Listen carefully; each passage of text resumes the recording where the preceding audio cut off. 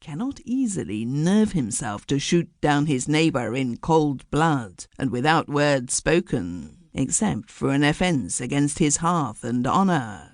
And before the moment of hesitation had given way to action, a deed of nature's own violence overwhelmed them both. A fierce shriek of the storm had been answered by a splitting crash over their heads, and ere they could leap aside, a mass of falling beech tree had thundered down on them. Ulrich von Gradwitz found himself stretched on the ground, one arm numb beneath him, and the other held almost as helplessly in a tight tangle of forked branches, while both legs were pinned beneath the fallen mass. His heavy shooting boots had saved his feet from being crushed to pieces, but if his fractures were not as serious as they might have been, at least it was evident that he could not move from his present position till someone came to release him.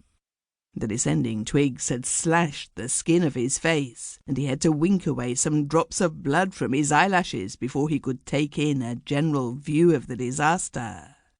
At his side, so near that under ordinary circumstances he could almost have touched him, lay Georg Znaeum, alive and struggling, but obviously as helplessly pinioned down as himself. All round them lay a thick strewn wreckage of splintered branches and broken twigs.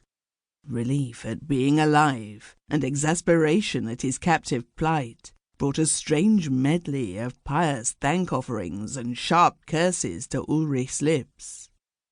Georg, who was nearly blinded with the blood which trickled across his eyes, stopped his struggling for a moment to listen, and then gave a short, snarling laugh. "So you're not killed as you ought to be, but you're caught anyway," he cried. "Caught fast. Oh, what a jest! Ulrich von Gradwitz snared in his stolen forest. There's real justice for you." And he laughed again, mockingly and savagely. "I'm caught in my own forest land," retorted Ulrich. "When my men come to release us, you will wish perhaps that you were in better plight than caught poaching on a neighbour's land. Shame on you."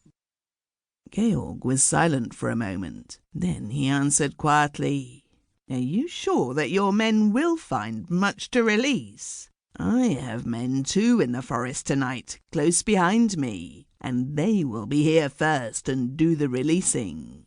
When they drag me out from under these damned branches, it won't need much clumsiness on their part to roll this massive trunk right over on the top of you. Your men will find you dead under a fallen beech tree. For form's sake, I shall send my condolences to your family." "It is a useful hint," said Ulrich fiercely. "My men had orders to follow in 10 minutes' time, 7 of which must have gone by already. And when they get me out, I will remember the hint.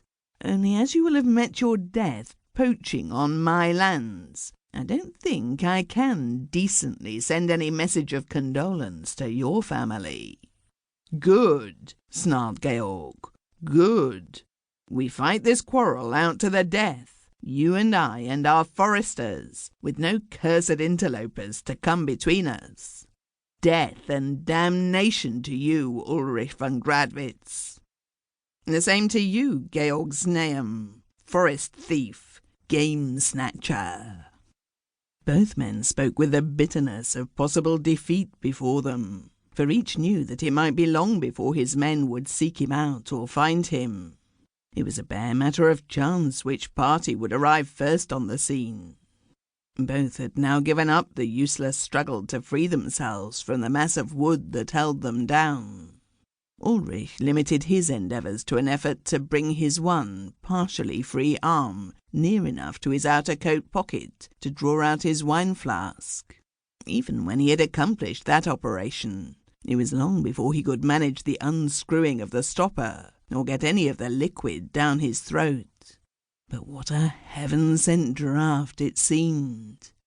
It was an open winter, and little snow had fallen as yet. Hence the captives suffered less from the cold than might have been the case at that season of the year. Nevertheless, the wine was warming and reviving to the wound.